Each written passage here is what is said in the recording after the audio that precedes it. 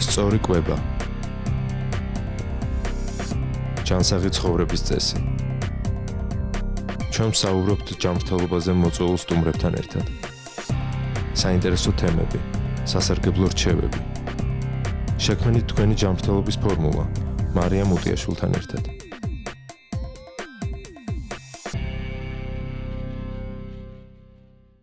მოგესალმებით, ეთერშია გადაცემა ჯანმრთელობის ფორმულა. მე კი მის წამყვანი მარიამ უტიაშვილი გახლავართ. დღევანდელი ჩვენი გადაცემის თემა არითმიები. ჩვენი გადაცემის სტუმარი კი გახლავთ ექიმი კარდიოლოგი გოკიელი. გამარჯობა. მოგესალმებით, მოგესალმებით მაყურებლებს. დღევანდელი ჩვენი თემა არის არითმიები და პირველი კითხვა ასეთი მექნება, ზოგადად რა არის არითმია, რომ განვიმარტოთ მაყურებელს? არითმია საკმაოდ მრავლის მომცველი თემა არის კარდიოლოგიაში და შესაბამისად ცალკე დარგად არის გამოყოფილი. არითმიის ქვეშ იგულისხმება ყველა ის გართულებები, რომელიც დაკავშირებულია გულისცემის სიხშირესთან, მის რითმულობასთან.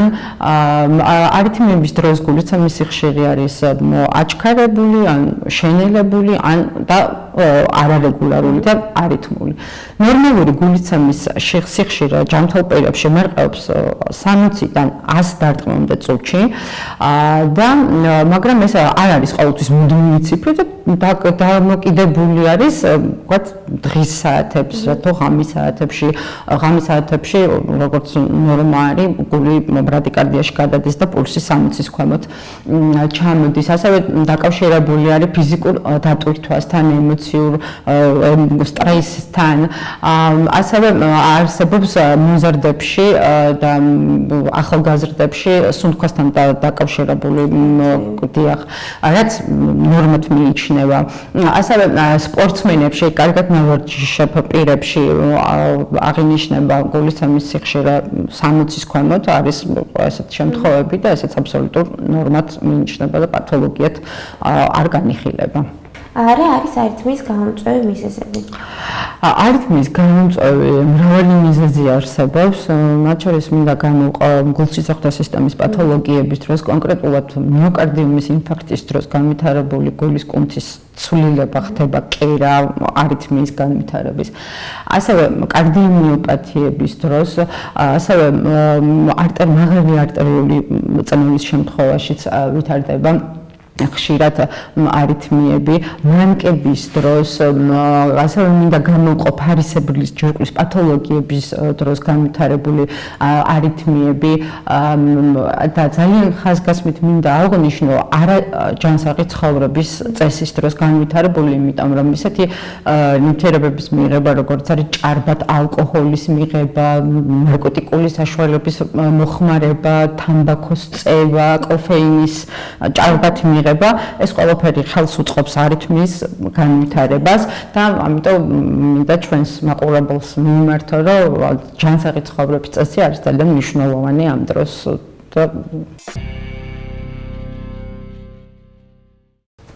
როგორია არითმიის დროს ჩივილები? არითმიის დროს პაციენტებს აწუხებს სხვადასხვა სახის ჩივილები, სხვადასხვა პათოლოგიების დროს ვითარდება სხვადასხვა სახის ჩივილები, მაგრამ გავაერთიანებ და ერთიანად ვისაუბრებ ამაზე. ანუ ეს ჩივილები არის გულის ფრიალის შეგრძნება, პულსის ამოვარდნის შეგრძნება, ექსტრასისტოლური არითმიის დროს განვითარებული პაუზას განსაკუთრებით კარგად აღიქვამენ პაციენტები და აღწერენ როგორც გულის მუშაობის დროებით შეჩერებას. ასევე აღინიშნებათ ისეთი ჩივილები, რომლებიც ჰემოდინამიკის დარღვევით არის გამოწვეული, როგორიც არის თავბრუს ხვევა, გულის წასვლა და გულის წასვლის წინარე მდგომარეობები. აღინიშნებათ ასევე საერთო სისუსტეს, სადაც გრძნობენ ხშირად გამოკვეთილი ჩივილი არის, რომ გრძნობს საერთო სისუსტეს და უჭირს ამა თუ იმ საქმიანობის შესრულება. რას გვეტყვით არითმიის ტიპებზე? არითმიები იყოფა, შეიძლება დავყოთ ესე ორ ჯგუფად. ტაკი და ბრადი არითმიებად. ჩვენი მაყურებლისთვის რომ გასაგები იყოს, აღნიშნავ ტაკი არითმიებში იგულისხმება ისეთი სახის არითმიები, რომლის დროსაც გულის შეკუმშვათა სიხშირე აღემატება 100 დარტყმას წუთში. ბრადი არითმიების დროს გულის შეკუმშვათა სიხშირე ნაკლებია 60 დარტყმას წუთში. ასევე იყოფა არითმიები მისი ლოკალიზაციის მიხედვით, ანუ არის პარკუჭ ზედა და პარკუჭოვანი არითმიები. ანუ კლასიფიკაცია ჩვენ ბოლომდე რომ ჩავყვეთ ერთი გადაცემის ფორმატი კი არა, რამდენიმე გადაცემა დაგვჭირდება. მინდა გამოვყო ის არითმია ხშირად განვითარებული არითმები, მაგალითად მინდა ვისაუბრო ექსტრასისტოლურ არითმიაზე. ექსტრასისტოლური არითმია არის გულის ნაადრევი არაფიზიოლოგიური შეკუმშვა. ექსტრასისტოლური არითმია არსებობს ორი სახის, სუპრავენტრიკულური და პარკუჭოვანი ექსტრასისტოლები, ესე იყოფა, მაგრამ ძალიან მნიშვნელოვანი არის ექსტრასისტოლების სადღეღამისო რაოდენობა.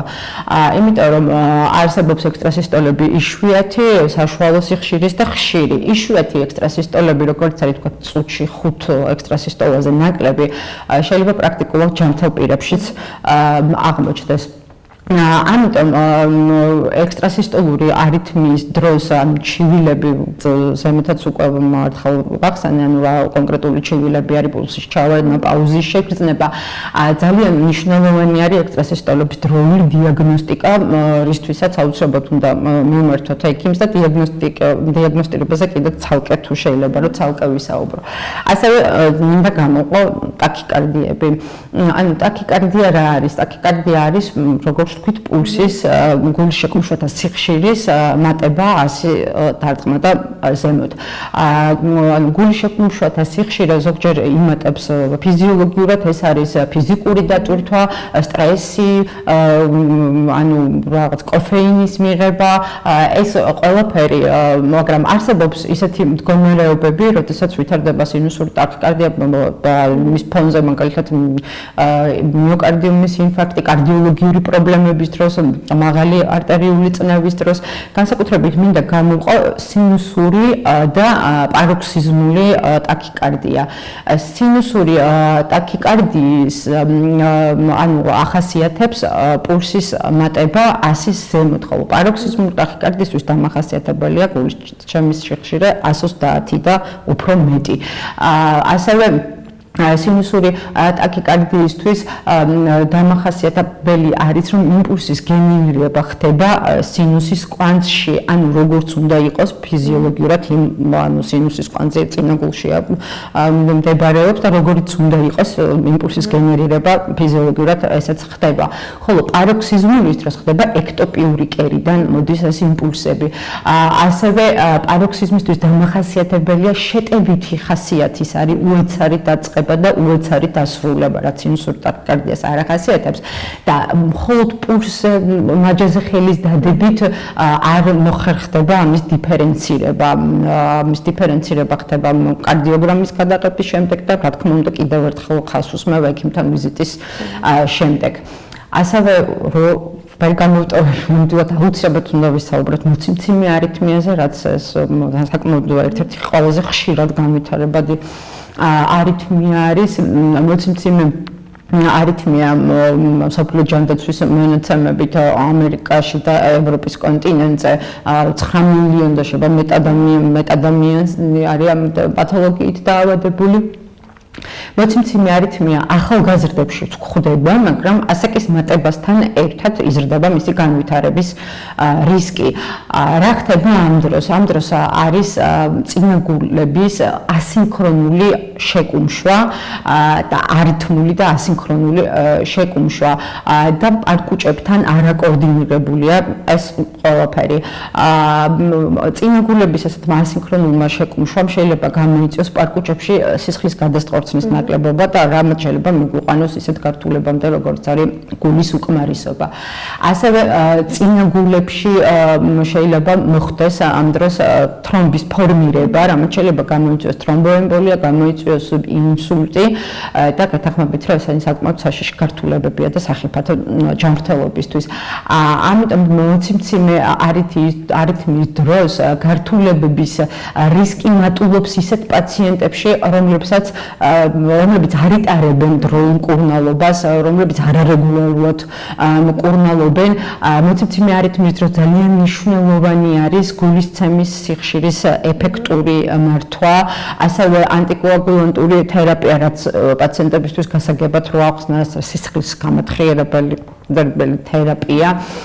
ასევე მოცემციმე არითმიის დროს, როდესაც 48 საათზე და მეტი ხანგრძლივობის საჭიროებას მოითხოვს ელექტრონული კარდიოვერსია და კიდევ ერთხელ მინდა აღნიშნო, რომ ჩვენს ქვეყანაში სამწუხაროდ არის ეს, რომ მეზობელმა მითხრა, მეგობარმა მირჩია და ამ ყველაფერს მივყავართ ძალიან რთულ და სიცოცხლისთვის სახიფათო გართულებებისკენ. ამიტომ ყველას მინდა ვურჩიო, თხოვნით მიმართო, როცა გექნებათ ზემოთ აღნიშნული ჩივილები და თქვენ გადაწყვეტავთ თქვენ ბედს, თქვენ თვითონ აუცილებლად მიმართეთ ექიმს, რომ მოხდეს ამის დროული დიაგნოსტირება, დროული მკურნალობა, რაც თავიდან აგვაცილებს ამ გართულებებს, რამასაც უკვე ვისაუბრეთ. როგორია არითმიის დიაგნოსტიკა? არითმიების დროს გამოიყენება ისეთი რუტინული კვლევები, როგორც არის ელექტროკარდიოგრამა, ეხოკარდიოგრაფია, ასევე 24 საათიანი EKG მონიტორინგი, ელექტროფიზიოლოგიური გამოკვლევა, განსაკუთრებით მინდა გამოვყო 24 საათიანი EKG მონიტორინგი. ძალიან მიყვარს ეს კვლევა, მე თვითონ ვატარებ და არა მარტო იმიტომ, რომ მე მიყვარს, ეს გაიდლაინებით ერთ-ერთი პირველი კვლევაა არითმიების დიაგნოსტიკაში. ძალიან მნიშვნელოვანი ფაქტორია ის, რომ აპარატი გიკეთია 24 საათის განმავლობაში, უწყვეტ რეჟიმში ხდება კარდიოგრამის ჩაწერა, ანუ პაციენტი არის მოსვენებულ მდგომარეობაში, ფიზიკური აქტივობის დროს, ღამის საათებში, ძილის დროს, ყოველ ამ მთელი ამ პერიოდის განმავლობაში ხდება კონტროლი მისი კარდიოგრამის და ამიტომ ძალიან მნიშვნელოვანი გამოკვლევა არის ჰოლტერის მონიტორირება არითმიების დიაგნოსტიკაში. რაც გვეტყვით არითმიების მკურნალობაზე.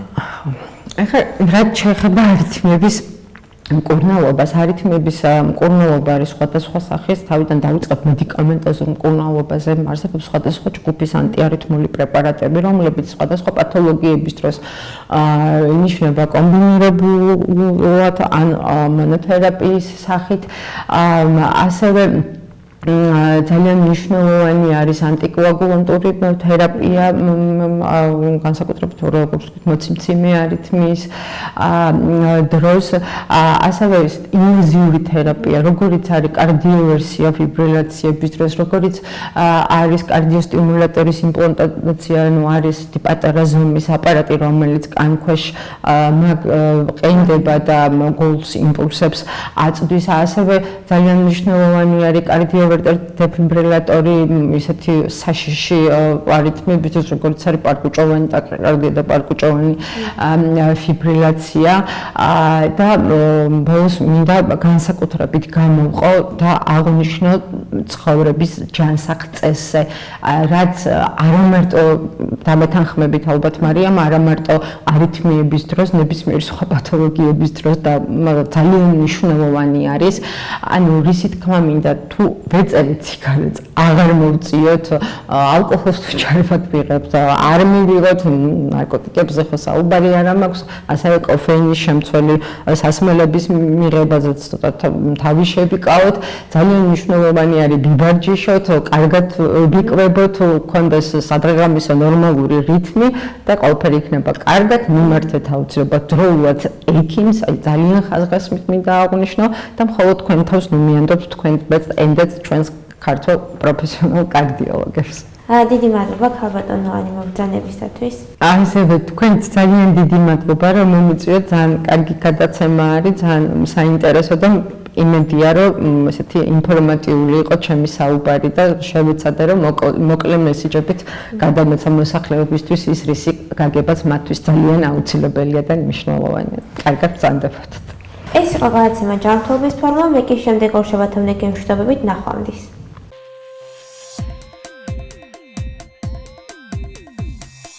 სწორი კვება. ჯანსაღი ცხოვრების წესი. ჩვენ ვსაუბრობთ ჯანმრთელობაზე მოწვეულ სტუმრებთან ერთად. საინტერესო თემები, სასარგებლო რჩევები, შექმნით თქვენი ჯანმრთელობის ფორმულა. მარიამ უტიაშვილთან ერთად.